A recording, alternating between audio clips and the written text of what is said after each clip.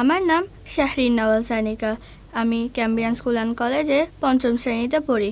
আবৃত্তি করছি ঠিক আছে কবিতাটি। লিখেছেন সুকুমার বড়ুয়া। কবি সুকুমার বড়ুয়া ১৯৩৮ সালে জন্মগ্রহণ করেন। তিনি বাংলাদেশের প্রখ্যাত ও জনপ্রিয় ছড়াকার। তিনি ২০২৬ সালে মৃত্যুবরণ করেন।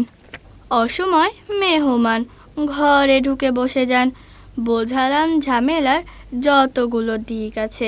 তিনি হেসে বললেন, ঠিক আছে ঠিক আছে। রেশনের পচা চাল, টল টলে বাসি ডাল, থালাটাও ভাঙাচোরা, বাটিটাও লিক আছে।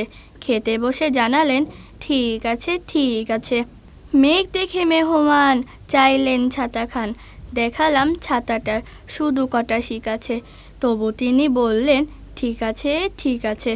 এই কবিতাটি থেকে আমরা নতুন নতুন কয়েকটি শব্দ পেলাম। টলটলে স্বচ্ছ তরল, মেহমান অতিথি, মেঘ দেয়া, লিক ছিদ্র, শিক লোহার কাঠি। ধন্যবাদ।